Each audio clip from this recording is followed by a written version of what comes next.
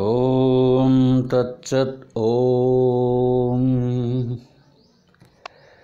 ఓం నమో బ్రహ్మాదిభ్యో బ్రహ్మ విద్యా సంప్రదాయకర్తృభ్యో వంశ ఋషిభ్యో మహద్భ్యో నమో గురుభ్యః. నారాయణం పద్మభువం వసిష్ఠం శక్తిం చ తత్పుత్ర పరాశరం చ వ్యాసం సుఖం గౌడపాదం మహాంతం గోవింద యోగీంద్రమధాస్య శిష్యం శ్రీ శంకరాచార్యమధాస్య పద్మపాదం చ హస్తామలకం చ శిష్యం తం త్రోటకం వార్తికకారికమన్యాన్ అస్మద్గురూన్ సంతతమానతోస్మి. ఓం శ్రుతిస్మృతిపురాణానాం ఆలయం కరుణాలయం నమామి భగవత్పాద శంకరం లోకశంకరం. ఓం యుక్తాహార విహారాయ వివిక్తస్థలవాసినే మలయాళయతీంద్రాయ బ్రహ్మనిష్ఠాయ తే నమః. సద్గురుం మద్గురుం నిత్యం విద్యానందయతీశ్వరం భజామి భక్తిభావేన భవబంధ విముక్తయే. హరి ఓం తత్సత్.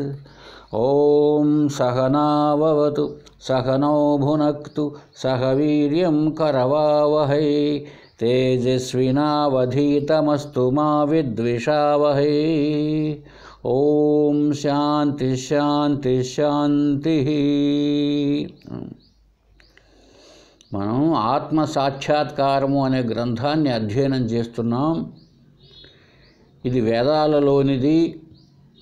సాక్షాత్తు శివపరమాత్మ సుబ్రహ్మణ్య స్వామికి బోధించేటువంటి అద్వైత తత్వ గ్రంథం ఇది.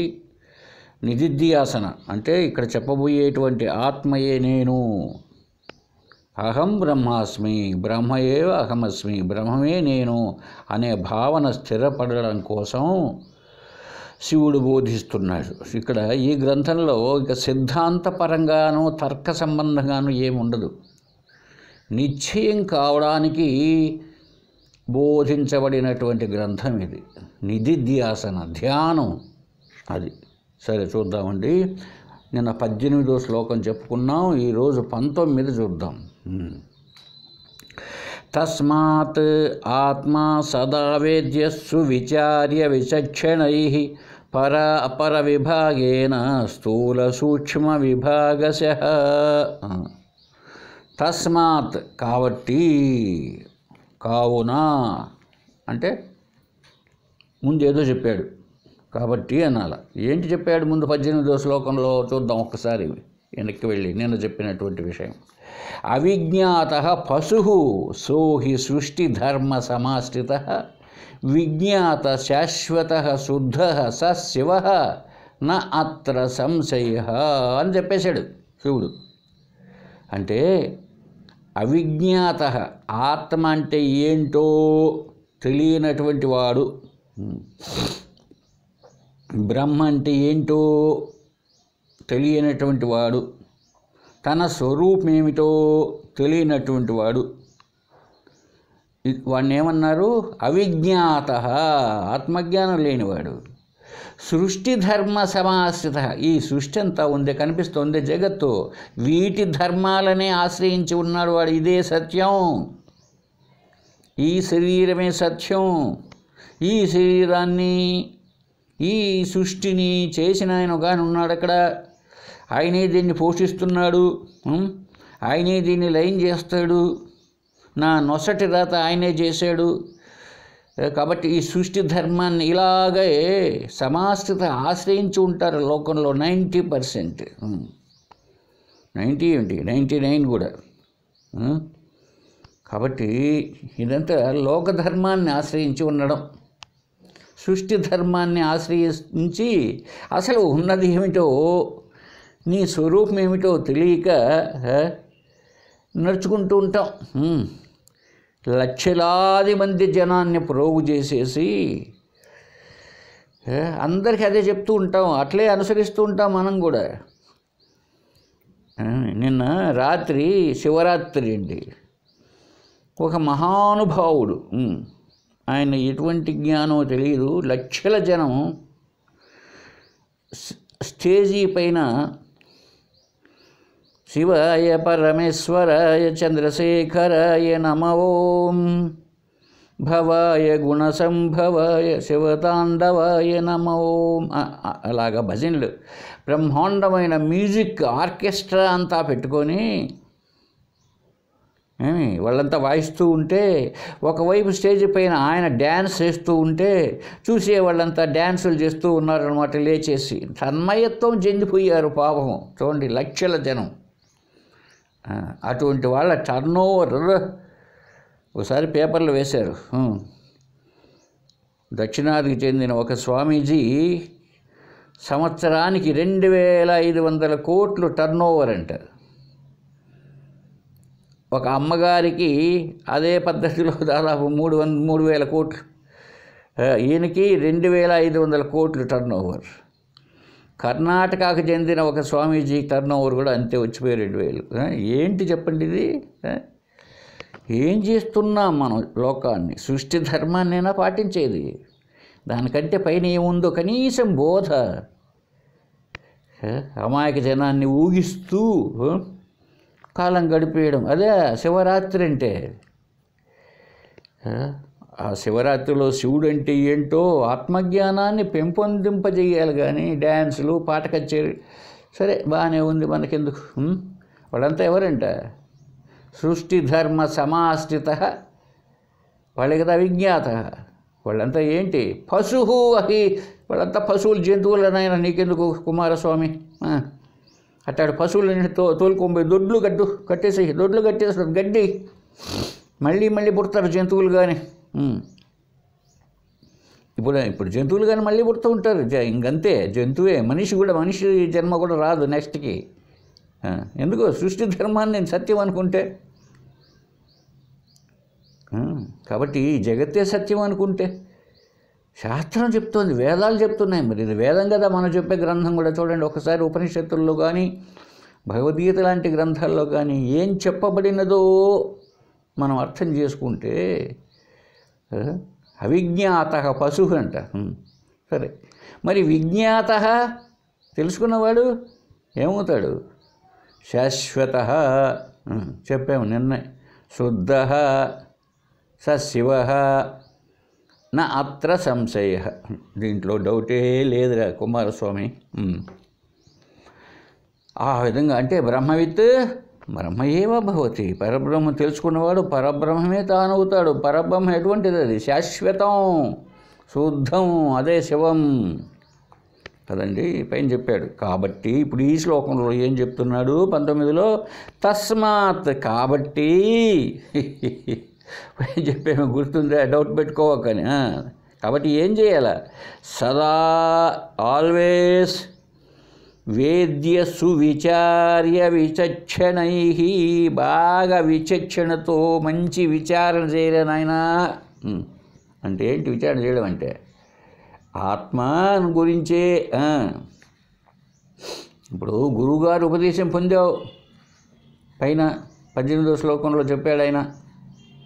ఇప్పుడు నీకు సంశయాలు పోవాలి, పోలేదు, సృష్టి ధర్మాన్ని ఆశ్రయించే ఉన్నావు. ఇప్పుడు ఏం చేయాలి? నువ్వు కూర్చొని ఆత్మసాక్షాత్కారం జరగాలి, ఆ అనుభవం కలగాలి, నేనే ఆత్మను. అందువల్ల ఏం చేయాలి తెలుసా? ఆత్మను గురించి సువిచార్య, దాని గురించి విచారణ చేయవయ్యా. పురాణాల గురించి విచారణ చేయకు. ఎందుకవి? కాలక్షేపానికి పనికొస్తాయి. దాన్ని తర్కిస్తే ఏం ప్రయోజనం? సువిచార్య విచక్షణై పర అపర విభాగేన, 2 రకాలుగా ఉంది లోకంలో. ఆ పరం ఒకటి ఉంది, అపరం ఒకటి ఉంది. అపరం అంటే ఈ శరీరము, జగత్తంతా పరము కానిది. పరము మోక్షం. పరం అంటే పరమాత్మ, పరం అంటే పరమాత్మే, పరబ్రహ్మమే, అదే మోక్షం. అది ఎలా ఉంది? స్థూల సూక్ష్మ విభాగశ. స్థూలంగా జగత్తుగా, స్థూలంగా ఉండేదేమో జగత్తు, అది కనిపించదు, వినిపించదు, తెలియబడదు కదా. ఆ మోక్షం పరం, ఆ పరమాత్మ, పరబ్రహ్మ, ఆత్మ కనుక అది సూక్ష్మం. ఇలాగా విభాగం చేసి చూడు. అంటే ఏం చేయాలి ఇప్పుడు విచారణ? ఆత్మ అంటే ఏంటి, అనాత్మ అంటే ఏమిటి? అదే కదా. ఆత్మ అంటే సూక్ష్మము, అనాత్మ స్థూలం, రూపనామాలతో కనిపిస్తూ ఉంటుంది. ఇది అదే స్థూలం అంటే. ఈ స్థూలంగా ఉండేదేంటి? అపరము, పరము కానిది. ఏదైనా చెప్పు, ఒక రూపనామాలుగా ఉంటే అది స్థూలం, స్థూల పదార్థం. అది పరిమితి, దేశగత, కాలగత, వస్తుగత పరిచ్ఛేదములకు లోనైనది. అది అపరము, నీకు మోక్షాన్ని ఇవ్వదు. నువ్వు సూక్ష్మమైనటువంటి పరమును, అది ఎందుకంటే కనిపించదు, అది అంతటా వ్యాపించి ఉంది, అది నీవేనైనా. దాన్ని ఎలా చూస్తావు? ఏమి అది ఎవరు? నీవే. అదే అంతటా ఉన్నది, అది జ్ఞానం. మరి అది స్థూలం ఎట్లా అవుతుంది? కాదు. కాబట్టి నీకు తెలియబడ్డంలే. కాబట్టి ఏం చేయాలి ఇప్పుడు? సువిచార్య విచక్షణ. బాగా తెలివితేట పెంచుకోవయ్యా, మొద్దోడిగా ఎందుకుంటావు? బాగా మంచి విచార్య చూడండి. అప్పుడు ఏమైంది? సదా వేద్యం, అది ఎల్లప్పటికీ తెలియబడుతుంది నీకు. అలా చేస్తే ఒకప్పుడు ఉండి ఒకప్పుడు పోయేది కాదు అది. కనుక నువ్వు విచక్షణ చేయి, విచారణ చేయి, సువిచార్య, బాగా మంచిగా విచారణ చేయి. ఏంటిది? ఈ స్థూలం ఏమిటి, ఈ సూక్ష్మం ఏమిటి, ఏది పరము, ఏది అపరము, ఈ విభాగం చేయి. ఆత్మ అనాత్మ వివేకం చేయి. అప్పుడు తెలిసి వస్తుంది నీకు. ఈ స్థూలంగా ఉండేదంతా ఏమవుతుందండి? నశిస్తుంది ఒకనాడు. సూక్ష్మంగా ఉన్నది నశించదు. ఈ స్థూలంగా ఉన్న అపరము ఉన్నదే పరము కానిది. ఏదైనా చెప్పు. ఒక దేవుడు అంటావా? చచ్చిపోవలసిందే. సత్య సాయిబాబా కావచ్చు, అసలైన సిద్ధి సాయిబాబా కావచ్చు, నువ్వు పూజ చేయవచ్చయ్యా, నీకు అది నీ ఇష్టం. అంతేగాని ఆయన కూడా చనిపోయాడు. రాముడు చనిపోయాడు, కృష్ణుడు చనిపోయాడు. ప్రతి ఒక్కటి ఏదైతే స్థూలముగా ఉంటుందో మనం ఆరాధన చేయొచ్చు, మంచిదే. అంత మాత్రంతో అది సత్యం కాదు. ఎందుకు కాదు? స్థూలంగా ఉంది. మనకు కావాల్సింది ఏంటి? సదా ఉండాలి. మన ఉనికి ఎల్లప్పుడూ ఉండాలని ప్రతి ప్రాణి చూడండి ఏమని కోరుకుంటుంది? తను సదా ఎల్లప్పటికీ ఉండాలని కోరుకుంటుంది. అందుకోసమే కదండి చిన్నది వచ్చిన హాస్పిటల్కి ఎందుకు పరిగెత్తుతున్నాం? మనం ఉండాలి. అయితే ఎట్లా ఉండాలి? శరీరంతో ఉండాలని కోరుకొని హాస్పిటల్కి పోయి ఆ జబ్బు నివారణ చేసుకుంటున్నాం. ఎందుకని? కలకాలం ఉండాలని కోరిక. ఇది ఎందుకు? అది మన స్వరూపమే కనుక దానిపైన ఎక్కువ ఆశ. అలాగే ఇంకొకటి, మనం సర్వజ్ఞత్వం కావాలి అని కోరుకుంటామండి. ప్రతి ఒక్క ప్రాణి చూడండి, ఎవరినైనా చూడండి, అక్కడెక్కడో మాట్లాడుతూ ఉంటే 10 మంది మాట్లాడి వచ్చినాడు అనుకో, ఒక ఆయన ఎవరో మన దగ్గరికి, ఏంటయ్యా అంతమంది గుంపు కూడా మాట్లాడుకుంటున్నారు అని అడుగుతాం.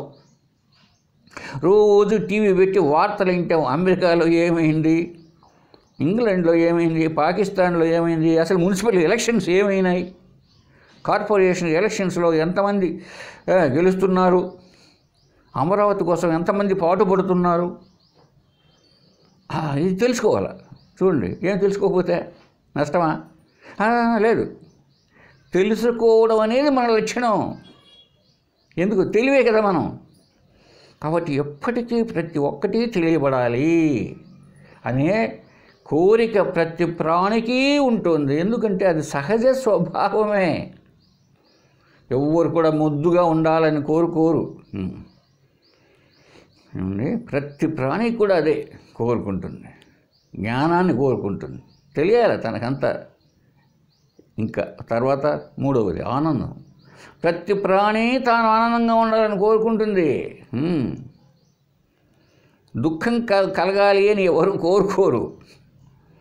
దుఃఖం కలగాలి అని కోరుకోరు. దుఃఖం కలిగేది ఏదైనా జరిగితే ఆ దుఃఖాన్ని పోగొట్టుకునే ప్రయత్నం చేస్తారు. కనుక నిజంగానే మన స్వరూపం దుఃఖం అయితే ప్రతి ఒక్కరూ దుఃఖమేలోనే ఉండాలని కోరుకుంటారు కదా, అలా లేదు లోకంలో.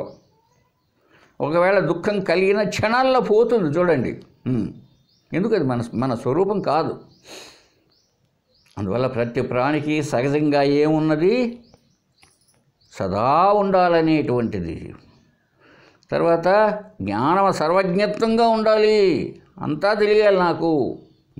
తర్వాత మూడవది ఆనందం. చూసారా, ఈ మూడు మన సహజ లక్షణాలు, అది ఆత్మ లక్షణాలు. అవి సదా అంటే ఏమిటి, ఎల్లప్పుడూ ఉండాలి. కనుక ఉనికి, ఉండుట అనే సత్ త్రికాల బాధితం, మూడు కాలాల్లో బాధించబడినది కాదు, బాధించబడినది అంటే మూడు కాలాల్లో ఎల్లప్పటికీ ఉండేటువంటిది అని. అంటే భూతకాలంలోనూ వర్తమాన కాలంలోనూ భవిష్యత్ కాలంలో కూడా ఏదైతే ఉంటుందో అది సత్. ఈ రూపనామాలు అనేటువంటివి ఒకప్పుడు ఉండవు, ఒకప్పుడు వస్తాయి, ఒకప్పుడు నశించిపోతాయి. కాబట్టి ఈ అస్థి భాతి ప్రియం అనేది మన సహజ లక్షణాలు. అయితే అలా ఎందుకు ఉండడం లేదు, అద్దుగో ఎందుకు ఉండడం లేదు అనడమే అజ్ఞానం కారణం. ఎందుకు అని ప్రశ్న వేస్తే తెలియదు దానికి. శరీరం వచ్చింది కనుక, ఈ ఉపాధి వచ్చింది కనుక మనకు ఎల్లప్పుడూ ఉండాలి అని కోరికైతే ఉంది, సర్వజ్ఞత్వం కావాలనే ఉంది, దుఃఖం లేకుండా ఉండాలని ఉంది. అయితే ఏమైంది, ఇదిగో ఈ శరీరం వచ్చి కూర్చుండేటప్పటికీ కప్పేసింది. పంచకోశాల చేత అసలైన స్వరూపాన్ని కప్పివేసింది. అవి ఎందుకు రావాలండి, అదే కారణం అజ్ఞానం. నువ్వు తెలుసుకో, అప్పుడు నీకు పంచకోశాలు ఉన్నా, మూడు రకాల శరీరాలు ఉన్నా నీ స్వరూపం నీకు తెలిసి వస్తుంది. అప్పుడు నిన్ను మూడు బాధపడతాయా, ఆ మూడు శరీరాలే బాధపడుతూ ఉంటాయి, కానీ నీకు ఎటువంటి దుఃఖము లేదు.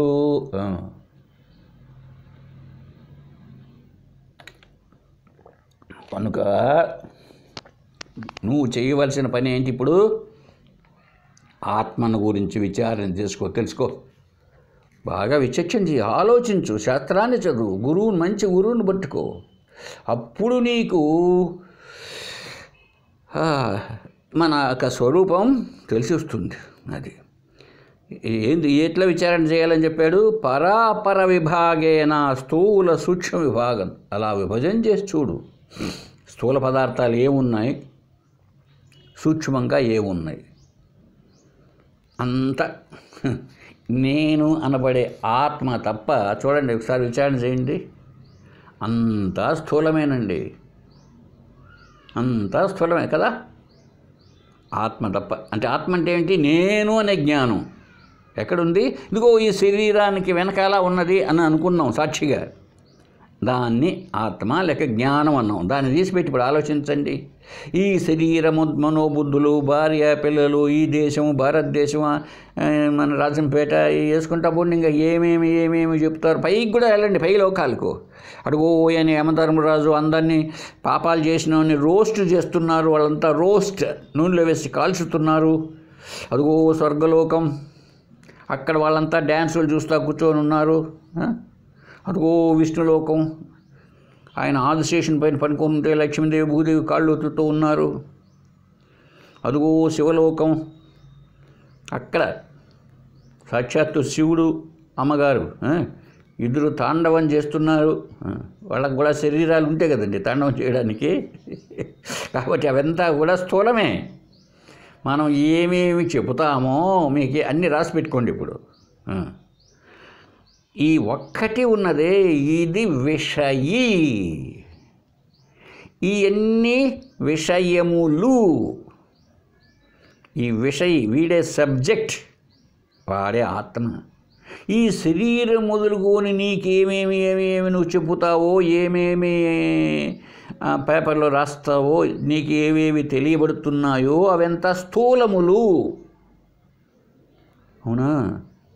మరి ఇవన్నీ ఉన్నాయని ఎలా తెలియబడి, నువ్వే కారణం, నువ్వే కదా ఇప్పుడు చెప్పిందన్నీ. కనుక నిన్ను ఆశ్రయించి ఈ స్థూల పదార్థాలన్నీ ఉన్నాయండి. మళ్ళీ గుర్తుపెట్టుకోండి, ఇక్కడ నేను నిన్ను అంటూ ఉంటే నీ శరీర మనోబుద్ధులను కాదు, వాటిని నడిపే చైతన్యం ఏది ఉందో అది నీవు, తత్వమసి. అది ఒకటే మిగులుతుంది. ఇవంతా కూడా చూడండి, లక్ష్యాలు చెప్పండి, అంతా స్థూలమే.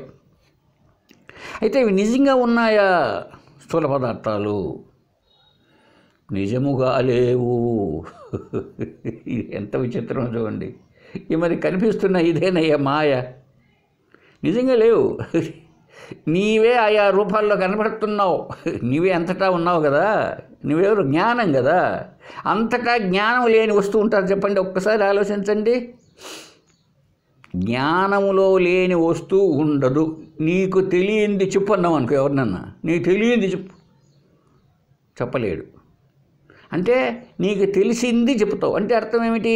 నీ తెలివిలో ఏదైతే ఉన్నదో అదే చెప్తావు.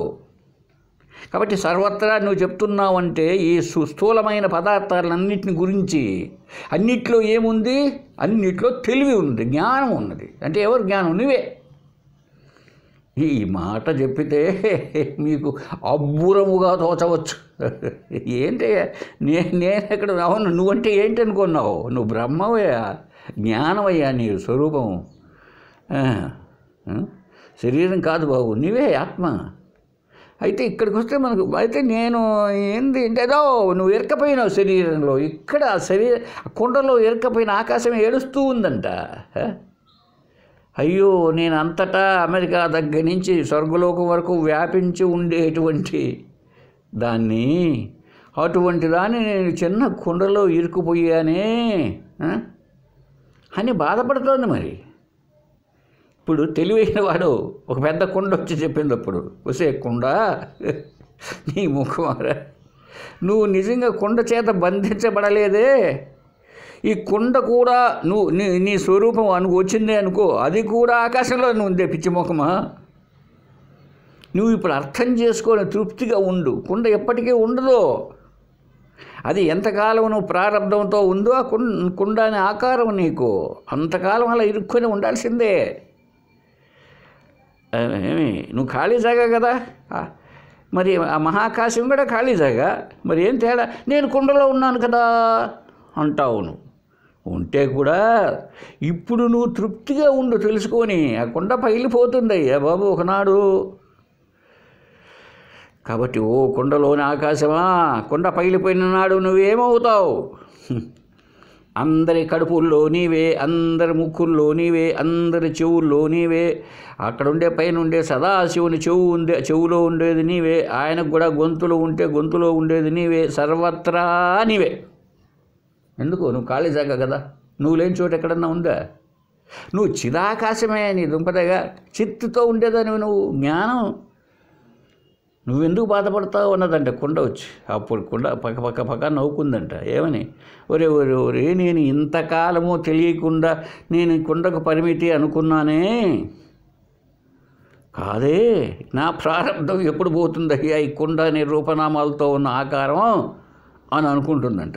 చూసారండి, ఇలాగా స్థూల సూక్ష్మ విభాగాన్ని చేస్తే మనమందరం కూడా అర్థం చేసుకోవచ్చు. ఈ శరీరంలో ఇరుక్కుపోయిన వాడిని కాదు నేను.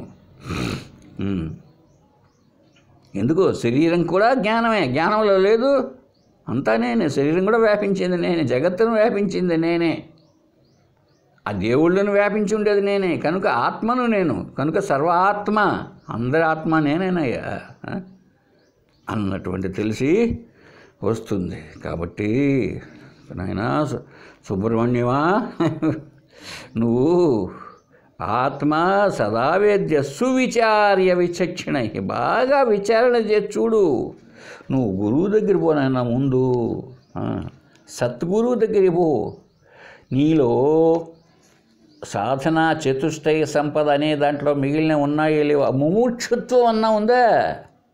మోక్షాన్ని పొందాలన్న కోరికన్నా ఉందా? అసలు మోక్షం ముందు తెలుసుకో. ఆయా లోకాలకు పోవడం మోక్షం కాదు అన్నది తెలుసుకో. కనీసం ముముక్షుత్వము అనే ఆరాటమన్నా కలిగితే, అంటే ఏంటి?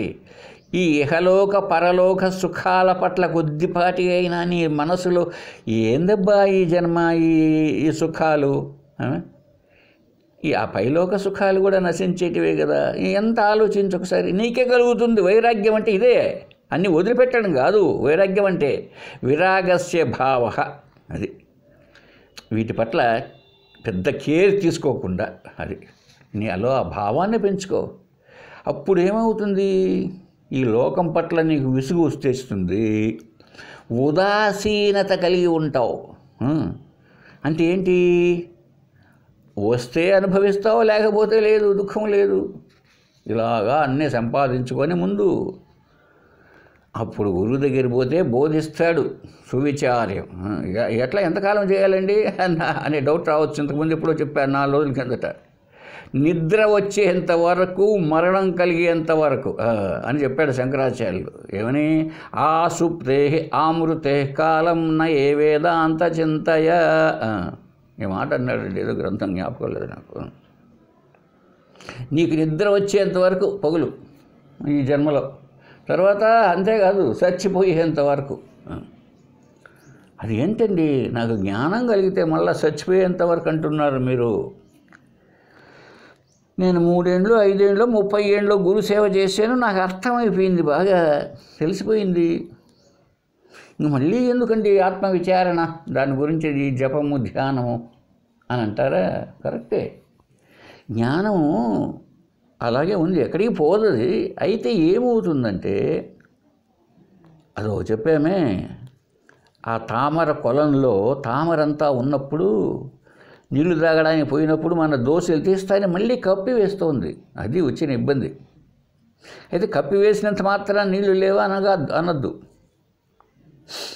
నువ్వు ఎంత నిశ్చయమైనా కూడా ఈ మాయ అన్నది కప్పివేస్తూ ఉంటుంది. అయినా నీకు ఏ నష్టం ఆ భావంతో ఉండడానికి? అంటే మళ్ళీ నువ్వు పతనమై ఒక జీవభావాన్ని తెచ్చుకుంటావా? జ్ఞానం కలిగింది బాగానే ఉంది, నువ్వు దాంట్లోనే జీవించు. అంటే అలాగే గురువు దగ్గరికి పోవాలన్నా, నువ్వు గురువు దగ్గర పోతే, నువ్వు గురువు అయితే నువ్వు 10 మందిని కూర్చొని పెట్టుకొని చెప్పవయ్యా, ఎవడొద్దన్నాడు?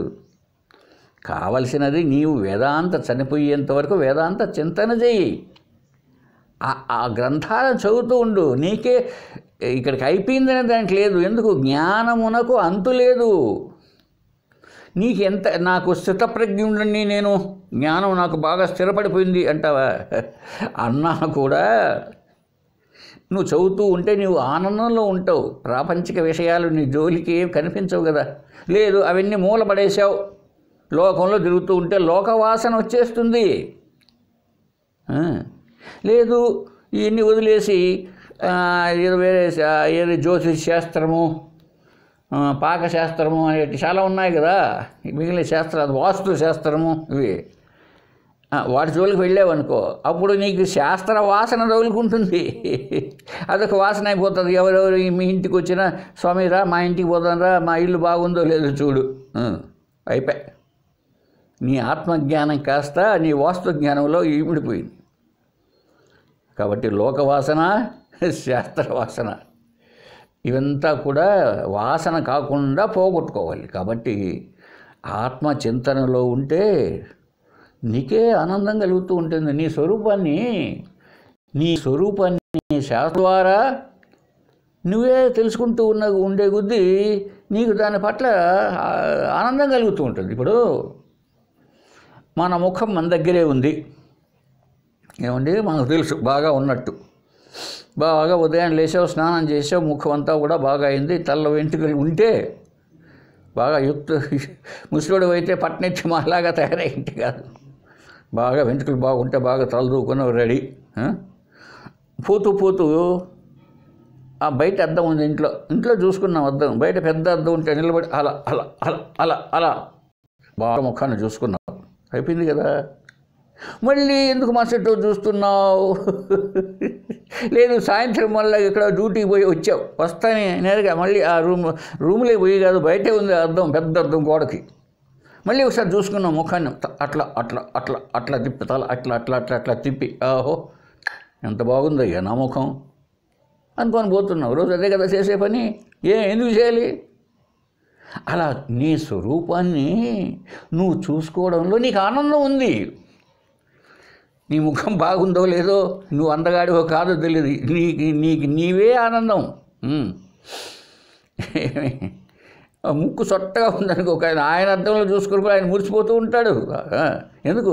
ఎవరికి వాళ్ళకి ఆనందమే స్వరూపం.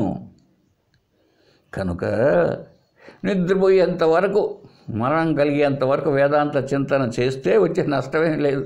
అందుకే శంకరులు చెప్పాడు, ఆసుప్తే ఆమృతే కాలం నయే వేదాంత చింతయ. కనుక మనం చేయాల్సిన పని ఏంటో ఇది. అంతేగాని మనమంతా అక్కడ శివరాత్రి వచ్చింది కదా అని జాగరణ పేరుతో డ్యాన్సులు వేసుకోవడం కాదు. సరే, ఇప్పుడు నెక్స్ట్ శ్లోకాన్ని చెప్పుకుందామండి. 20వ శ్లోకం.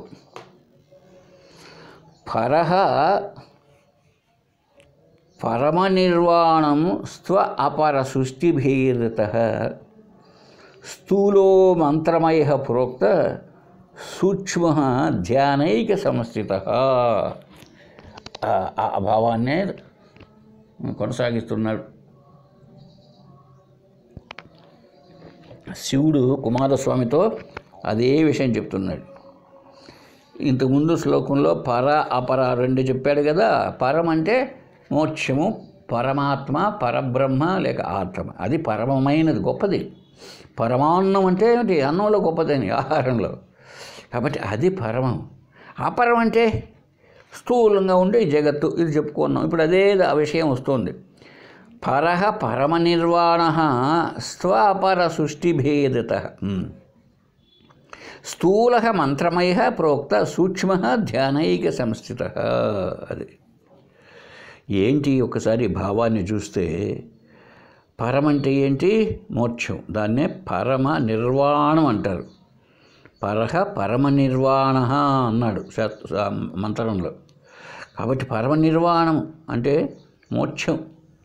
ఇది ఈ పదము బౌద్ధుల మతాన్ని నుంచి వచ్చింది. నిర్యాణం కాదండి. నిర్యాణం అంటే చచ్చిపోవడం, నిర్వాణం అంటే మోక్షం.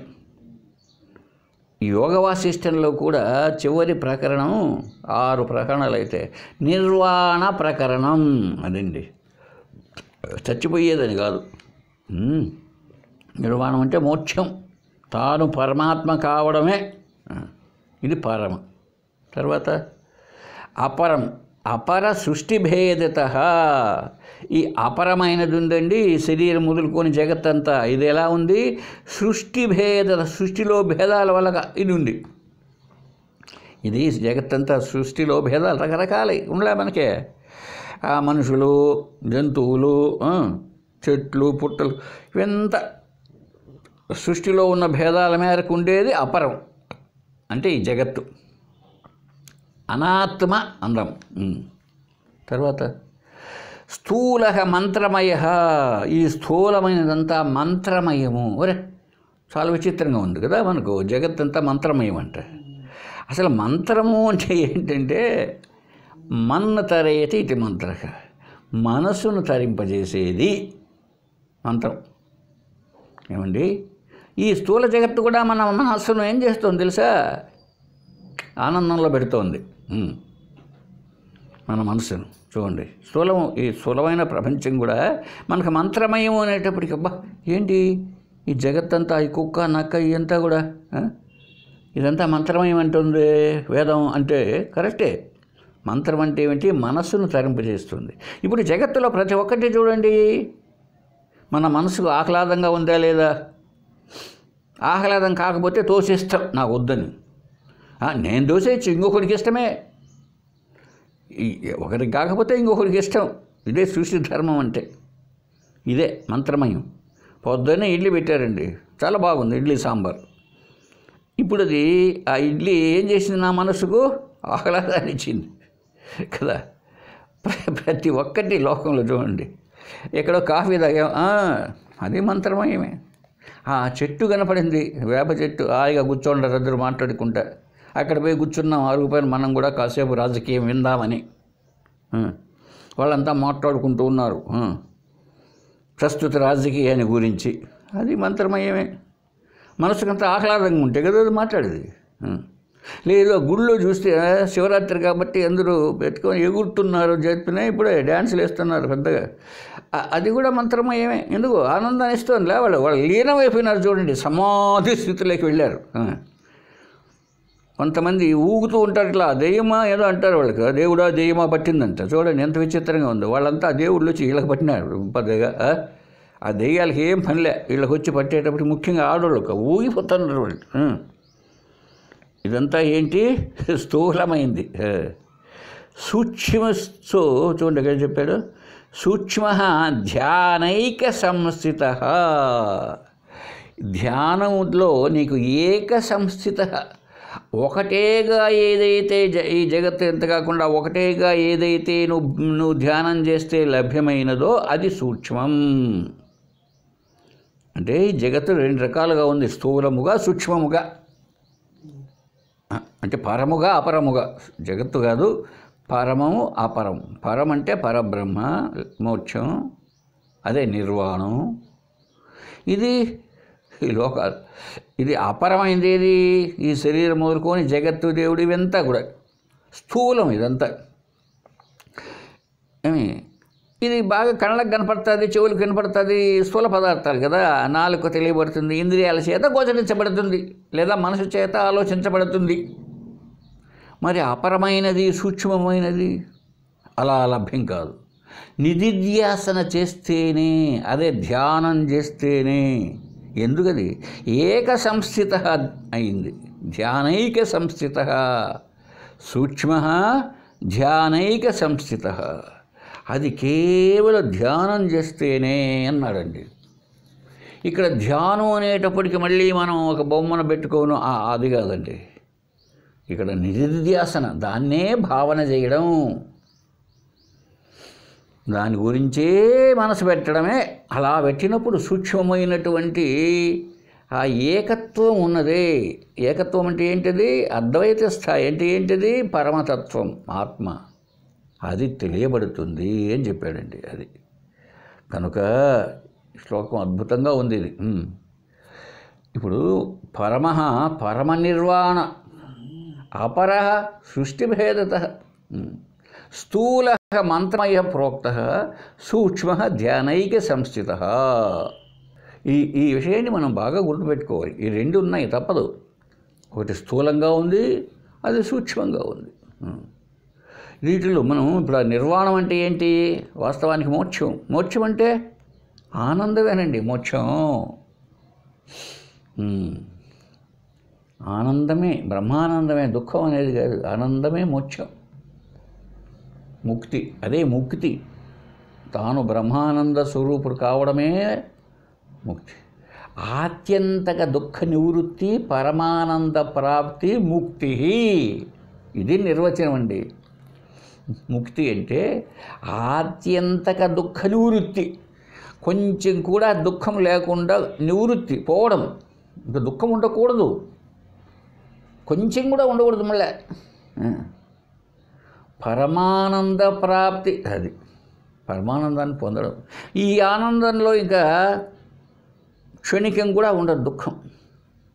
అటువంటిదండి నిర్వాణం అంటే, మోక్షం అంటే. ఇలాగా ఎట్లా ఉంటుందండి అనొచ్చు మనం. ఇది మన అనుభవంలోదే చెప్తోంది శాస్త్రం కూడా. ఒక గాఢ నిద్రలో చూస్తే మనం ఈ స్థూలమైన శరీరము, ప్రపంచము ఏది గోచరించడం లేదు మనకు. ఈ శరీరానికి ఉండేటువంటి ఆధ్యాత్మిక, ఆది భౌతిక, ఆది దైవిక దుఃఖాలు కూడా ఏమి తెలియడం లేదు. కించిత్తు కూడా దుఃఖమే లేదు. రేపు పొద్దునికి బియ్యం లేవి అన్నానికి అనేటువంటి పేదరికం లేదు. ఇన్కమ్ ట్యాక్స్ వాళ్ళు రైడ్ చేస్తున్నారని మన కొంపకేమైనా వస్తారే, ఎక్కడ దాచిపెట్టుకోవాలా అని ఆలోచించే రాజకీయ నాయకుడు ఉన్నాడే, వాడికి దుఃఖం లేదు. గాఢనిద్రలు చూసారండి. అంటే ఎటువంటి దుఃఖము శారీరక సంబంధించింది కావచ్చు, భౌతికమైనటివి కావచ్చు, ఏవి కూడా లేవు. అక్కడ లేవు. మరి అక్కడ ఎందుకు చెప్పడం లేదు అనొచ్చు మీరు. అక్కడ చెప్పడానికి రెండవది ఉంటే కదండి, తానే ఉండేది. ఇంక రెండవది ఉంటే చెప్పేవాడేమో. మెలకు వస్తానే మనసు వచ్చేసింది, రెండవది వచ్చింది. అప్పుడు చెప్తున్నాడు, భార్యతోనో బిడ్డతోనో, భార్యతోనే ఉంటాడు ఎక్కువగా. కాబట్టి ఏం చెప్తున్నాడు, రాత్రి భలే హాయిగా నిద్ర వచ్చింది నాకు, ఎంత హాయిగా ఉందో అంటాడు. అంటే తన స్వరూపంలో తాను, నాకు నిద్రలో, గాఢ నిద్రలో నాకు దుఃఖం ఉండింది అనగా ఎవరన్నా అంటాడేమో చెప్పండి. కలలో ఏడుపులు రావచ్చు, జాగ్రత్తలో వస్తాయి, కానీ సుషుప్తిలో లేవు. ఇప్పుడుది ఈ స్థూలమైన జగత్తు, ఈ శరీరము, నేను జీవుణ్ణి అనే భావన, ఆ దేవుడు అనే భావన ఏదీ లేనప్పుడు అక్కడ ఉండే ఆనందం ఏంటండి? అది బ్రహ్మానందమే. అలాగే అయితే మళ్ళీ ఇక్కడ ఏమవుతుందంటే, మళ్ళీ మనకు మెలక వస్తూనే మళ్ళీ జీవభావం వస్తుంది. ఎందుకని? అది ఎందుకు రావాలి దాని దుంపదగా అంటే, నాయన నీ ప్రారంధంలో 100% నీ ప్రారంధం ఉంటే అది ఇప్పటికి ఖర్చు అయింది, ఖర్చు చేయాలి కదా. ఇప్పటికి ఎంత ఖర్చు అయింది తెలిసిన? 30%. ఆ ప్రారంధంలో నువ్వు దుఃఖం ఎక్కువ పొందాలి అనేది ఉంటే ఇంకా ఎంత % తీసేయాలా? 70. లేదు ఆనందమే ఉంటే అది ఎంత % ఉందో దాన్ని అనుభవించాలి. అప్పుడు మాత్రమే ఈ శరీరం లేకుండా పోతుంది. వీటిల్లో మళ్ళీ ఈ ప్రారంధాన్ని అనుభవిస్తూ నువ్వు ఏమేమి చేసావనుకో, పుణ్యకర్మలో పాపకర్మలో, అవి మళ్ళీ ఆగమముగా మళ్ళీ వస్తాయి. సంచితం ఆగామి, అది ఆగమాలు కాదు, ఆగామి కర్మ. ఆగముగా అంటే వేదాలు. ఈ ప్రారంధము అనుభవిస్తూ నువ్వు సత్కర్మలు చేస్తే నీకు ఆగామి కర్మలుగా తయారయ్యేవి. ఇంతకుముందు ఉండే సంచితంలో కొంత భాగమే కదా ఇప్పుడు వచ్చింది నువ్వు అనుభవించేది. ఆ మిగిలిన కొంత భాగం మళ్ళీ ఆగామి కర్మగా తయారవుతుంది, మళ్ళీ జన్మెత్తూ ఉంటావు. ఇదంతా చెప్పాను ఇంతకుముందే కర్మ సిద్ధాంతాన్ని గురించి. కాబట్టి ఇది ఈ నిర్వాణం మనకు అనుభవంలోనే ఉంది. అందుకోసమే పాటుపడాలి ప్రతి ఒక్కడు.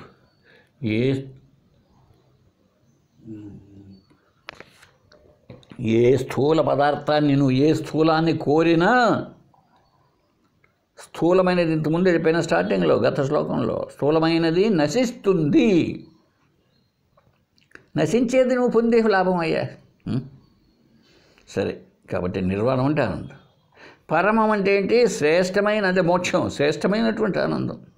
కాబట్టి పరమానందమేనండి ఆ పరాత్మ, పరబ్రహ్మ, సత్తచిత్ ఆనందం. ఆనందమే ఆయన, ఆనంద రూపమే. ఆనందో బ్రహ్మ విజానీయాత్, తెలుసుకోని ఆయన ఆనందమే అని చెప్పబడుతుంది. కాబట్టి మిగిలినవన్నీ ఉన్నాయి. ఏవే? ఈ పశువులు, మనుషులు, దేవతలు, దేవుళ్ళు, ఇదంతా సృష్టిలో కదా కనపడే భేదాలు ఇవంతా. అయితే వీటి రూపంగా ఉంది ఇప్పుడు ఒక తొడుగు దొడుకొని శరీరాలతో. ఇదంతా జగత్తు, ఇదే అపరము. ఇది ఇప్పుడు ఎట్లా ఉందయ్యా అంటే, బంగారు నగలలో వ్యాపించిపోయిందండి. ఈ ఎట్లయితే వ్యాపించిందో ఆ ఆత్మ చైతన్యం కూడా ప్రతి జీవుడు కూడా, ప్రతి జీవిలోనూ స్థూల, సూక్ష్మ, కారణ శరీరాల్లో వ్యాపించి వాటికంతా చైతన్యాన్ని ఇస్తుంది. అలా చైతన్యం ఇస్తూ తాను మాత్రం దేని అంటలేదు, అంటకుండా ఉంది. దాంట్లో ఏం లేదు, శుద్ధం. ఆ విధంగా నిర్మలంగా ఉంది ఆ ఆత్మ. వాస్తవానికి ఏంటది? అదే పరబ్రహ్మ, అదే పరమానందం. చూసారా? ఈ ఈ ఈ నగలన్నీ అంటూనే బంగారు నగల స్వర్ణం వ్యాపించింది, అది అసలైనటువంటి ఆధారం. ఈ నగలంతా ఎలాగో రకరకాలు. అలాగే ఈ జీవులంతా కూడా ఈ 3 శరీరాలతో కలుపుకొని ప్రతి ఒక్కటి, కుక్క నక్క దగ్గర నుంచి ఇదంతా కూడా అపరము. అపరమైన దాంతో నువ్వు ఎంతకాలం జీవించినా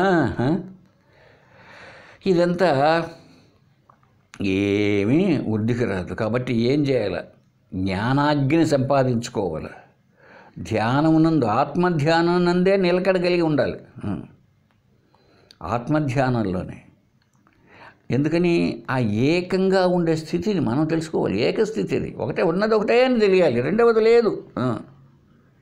మామూలుగా చూస్తే మనం ధ్యానము అనేటప్పటికి ఎట్లా ఉంటుంది? ఈ ధ్యానం చేసేవాడు, ఆ ధ్యానించబడే దేవత, ధ్యానం అనే త్రిపుటి 3 అంశాలు ఉంటాయి కదా. ధ్యాత, ధ్యేయము, ధ్యానము కదా. ఇవే 3 త్రిపుటి. ఇదంతా కూడా క్రింది స్థాయిలో. ఎందుకు? ఏకాగ్రత కోసం ఉపాసన విషయంగా చెప్పేటప్పుడు మన మనస్సు ఏంటంటే అది చిలిపిది, ఊరికనే గంతులు వెళుతూ ఉంటుంది. అటువంటి దాన్ని కొంచెం నిశ్చలం చేసి ఒకే దానిపైన పెడితే అది శుభ్రపడుతుంది, ఏకాగ్రత కలుగుతుంది కదా.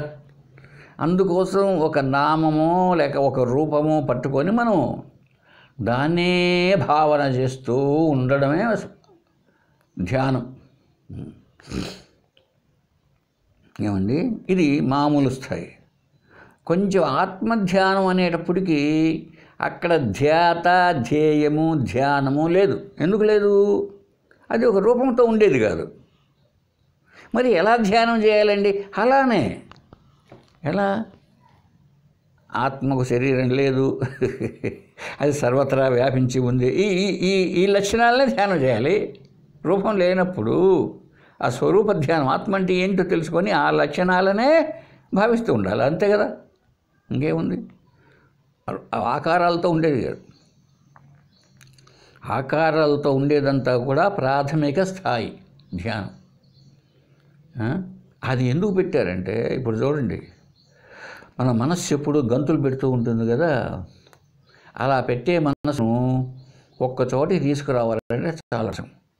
ఇప్పుడు గురువుగారు ఏం చేస్తారు? ప్రాథమిక స్థాయిలో, నాయనా నీకే దేవుడు అంటే ఇష్టం, నాకు శివుడు అంటే ఇష్టం స్వామి, రైట్. ఆ శివ బొమ్మను చూడు, దాన్నే నీ భురువు మధ్యమున ఆ భావన చేయ రూపాన్ని భావన చేసావా? ఇప్పుడు ఆ శివ విగ్రహానికి మానసిక పూజ చేయి, మనసుతోనే చెయ్యి. ఎంత చేసావా? ఇప్పుడు ఆయన నామాన్ని పట్టుకో, ఓం నమ శివాయ అంటూ ఉండు, ఆ దృశ్యాన్ని చూస్తూ ఉండు. ఎప్పుడైతే మనసుకు పని పెట్టేశామో ఆ 10 నిమిషాలు అర్థం. ఇప్పుడు బయట ప్రపంచం అంతా లేదు కదండి, అందుకోసం పెట్టారు ధ్యానం. ఈ ధ్యానం అంటే ఒక చిన్న విషయం వస్తుంది జ్ఞాపకానికి, ఆ పక్కకి వెళ్ళకూడదు అనమాట. ఇంకా మనస్సు దానిపైనే ఉండాలి కదా.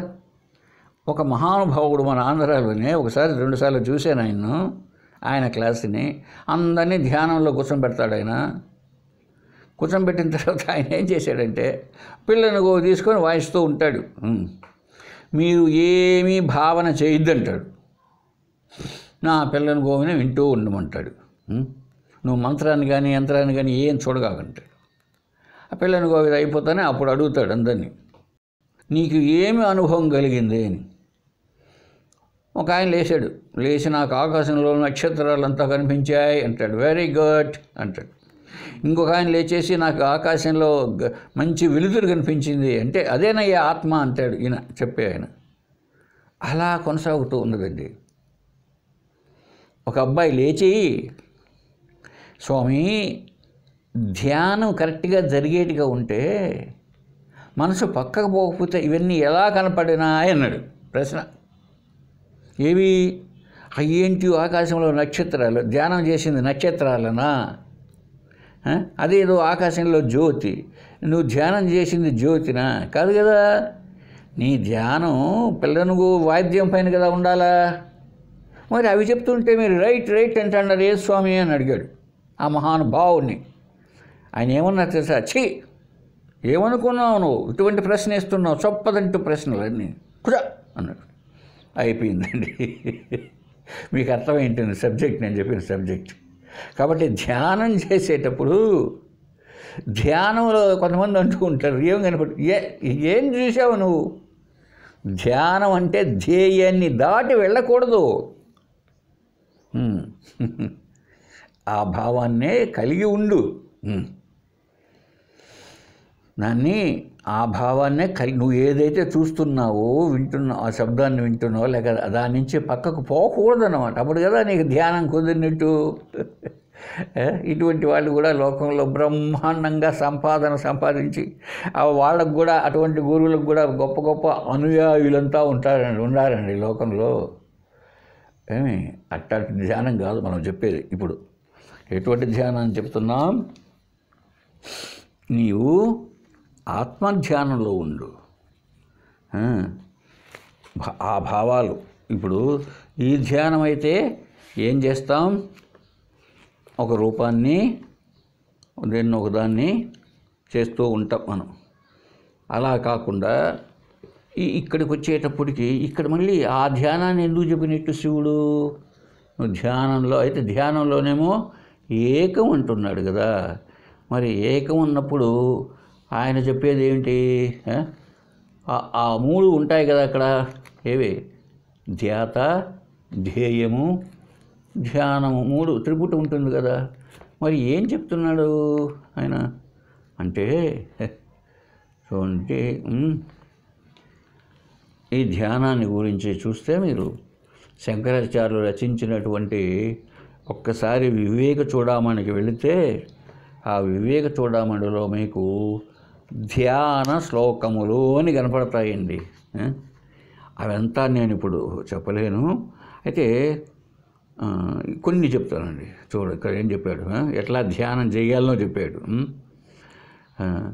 జాగ్రత్త స్వప్న సుషుప్తిషు స్ఫుటతరం యోసౌ సమృజ్యతే ప్రత్యక్రూపతయా సదా అహమహం ఇత్యంతం స్ఫురన్నే కదా నానా వికారభాజన ఇమాం పశ్యన్ అహం ధీముఖాన్ నిత్యానంద చిదాత్మనా స్ఫురతి తం విద్ధి స్వమేతం హృది.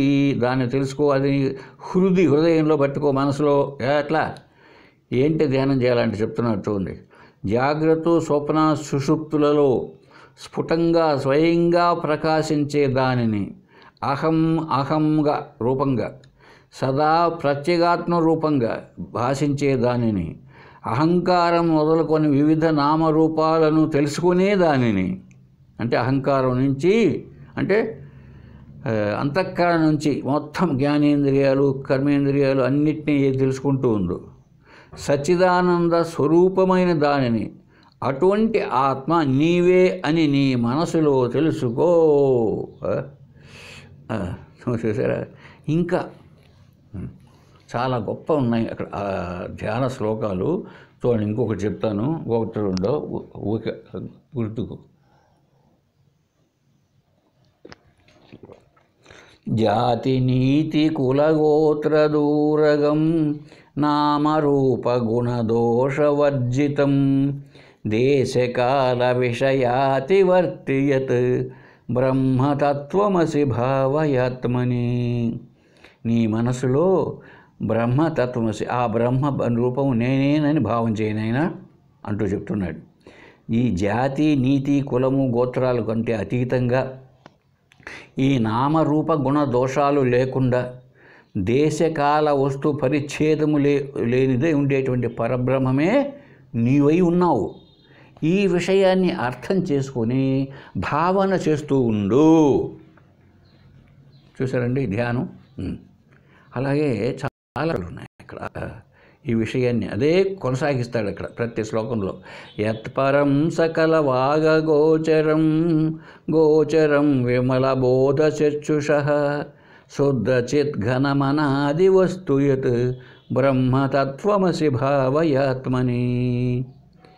షడ్భిరూర్మిభిరయోగి యోగహృత్ భావితం న కరణైః విభావితం బుద్ధ్యవేద్యమనవధ్యభూతి యత్ బ్రహ్మతత్వమసి భావయాత్మని.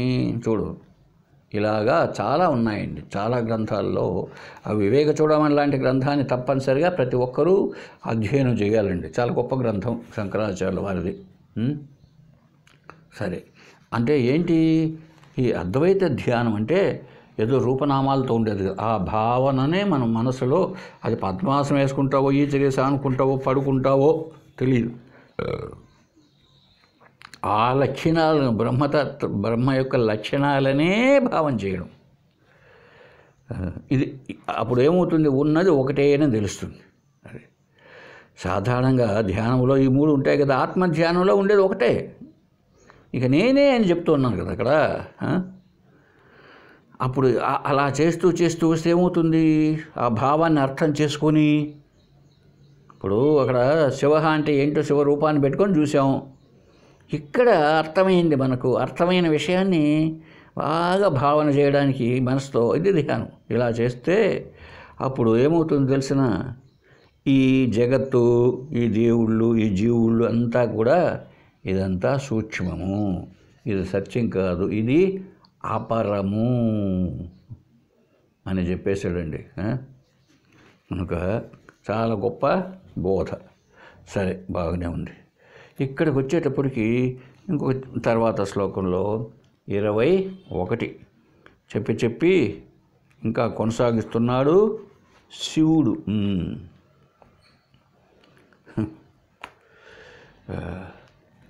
అథవా చూడండి, పైన చెప్పాను కదా, ఆ విధంగా ఆత్మధ్యానం చేయమన్నాడు. ఇక్కడికి వచ్చేటప్పటికి ఏంటి, అథవా అంటే లేక, అంటే ఆ విధంగా చేయడమే కాకుండా అని.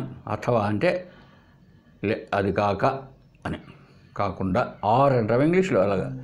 అథవా బహు సోకేన, అథవా బహు సోనేన, అథవా బహుశః అనేన, అథవా బహుశః అనేన కిం ముక్తేన షడాననా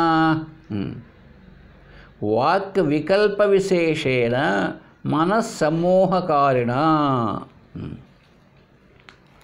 చూసారా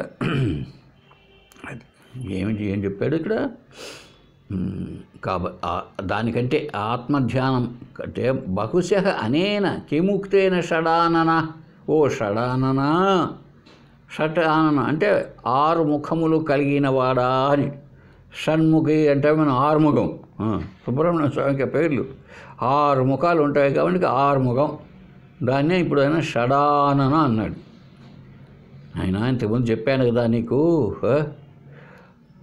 ఎందుకు బహుశా అనేనైనా ఇలాగ అనేకని చెప్పి నీకు ఎందుకు, వాటి వల్ల ఏమొస్తుంది, మనస్సమ్మోహకారిణ, నీ మనస్సు అంతా సమ్మోహం కలిగిస్తాయి. వాక్ వికల్ప విశేషేణ, నీ ఎన్ని చెప్పినా కూడా ఇదంతా వాక్కు ఉంది, మాటలో ఏం ప్రయోజనం, కిముక్తేన, వీటి వల్ల ఏం ప్రయోజనం అన్నాడు. ఎంత చెప్పినా వీటి వల్ల ఎన్నో చెప్తానంటా అనుకో నేను, ఎంత ఒక విషయాన్ని గురించి ఇంక ఎక్కువ చెబితే ఏ ప్రయోజనం అన్నాడండి. అంటే ఊరికే మాటలతో ప్రయోజనం లేదు, నీకు ఎంత చెప్పి నువ్వు కొంచెమైనా నువ్వు ఆచరణ చేసి చూడు. చాలామంది ఇక్కడికి వచ్చేటప్పటికే ఉపన్యాసాలకు అంతా వస్తారు, వెళ్ళిపోతారు, ఇంక అయిపోయింది జగత్తులో, మళ్ళీ జగత్తులో మునుగుతారు, తేలుతారు. ఒక్క ఆధ్యాత్మిక గ్రంథము కొనరు, దాన్ని చదవరు, చదివినా విచారణ చేయరు. అందువల్ల ఏమవుతుందంటే ఆ సంశయాలు అట్లే ఉండిపోతాయి. ఏమీ తెలియదు కాబట్టి ఎక్కువ మాట్లాడి ఏం ప్రయోజనం ఆయన అంటున్నాడు ఆయన. ఎంత ఏం మాట్లాడి ఏం చేయాలా. అందువల్ల ఒక్క మాట చెప్పాడండి వశిష్ఠుడు శ్రీరామచంద్రునికి కూడా, జ్ఞాత జ్ఞేయం ద్రష్ట దృశ్యం. ఇదంతా ఉంది కదండి మనకు మామూలుగా. ఇవన్నీ ఏమీ లేకుండా, అంటే చూచేవాడు, చూడబడేది, తెలుసుకునేవాడు, తెలియబడి, ఎంత పూర్తిగా వాటి నుంచి విడిపోయి బ్రహ్మాభ్యాస పరులు, బ్రహ్మను తెలుసుకోవాలనే ఉండేవాళ్ళు, అభ్యాసం చేసేవాళ్ళు శాస్త్రములో చెప్పినట్లు నడుచుకుంటారు. అది ఆధ్యాత్మిక శాస్త్రంలో నువ్వు ఎలా నడుచుకోవాలో చెప్పారు, దాని ప్రకారం చేర్చుకోవాలి. ఎందుకని అలా, సృష్టి ఆరంభములో దృశ్యము లేదు, అక్కడ చూడబడేది లేదు. ఏకం ఏవ అద్వితీయం బ్రహ్మ, సృష్టికి ముందు ఒకే ఒక పరబ్రహ్మం ఉన్నది, రెండవది లేదు, దృశ్యమే లేదు. ఏంటండి ఒకటే ఎటుంటుంది అబ్బా, మనం ఆలోచిద్దాం. చూడండి, ఇప్పుడు మీరు మీరు ఆలోచించండి బాగా.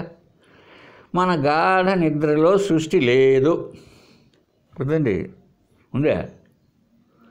మెలక వచ్చిందనుకోండి, అంతా ఉంది కదా సృష్టి. కాబట్టి ఈ మెలకువలో ఉన్న సృష్టికి ముందు ఏముంది? ఏం లేదు. ఏం దృశ్యం? ఏం చూస్తున్నారు మీరు అక్కడ? ఏం తింటున్నారు? లడ్డా? ఏమి వింటున్నారు అక్కడ? ఏమి భజన వింటున్నారా? లేదు. కాబట్టి దృశ్య పదార్థము ఏదీ లేదు. ఎప్పుడు? సృష్టికి ముందు. ఇప్పుడు సృష్టి జరిగింది, పడనుకుంటేనే కాఫీ వచ్చింది. తర్వాత అమ్మగారు సృష్టి చేశారు, దోశలను, అవి వచ్చాయి, అంతే. ఇంకంతా సృష్టి. ఈ సృష్టిని అంతా లయం చేసేసారనుకోండి రాత్రికి మీరే కదా, ఇంకెవరో వచ్చి చేయలే మీకు. ఈ 8 గంటలకో 9 గంటలకో తిరిగి క్లబ్బు పోయో అనవసరమైన రాజకీయాలు మాట్లాడుకోనో అవి వేప చెట్ల కిందనో చెత్త చెట్ల కిందనో కూర్చొని దాన్ని చింతన చేస్తూ గడిపేశారనుకోండి. ఇంటికి వచ్చి తింటానే పడుకున్నారు. ఏమైపోయిందండి ఇవంతా?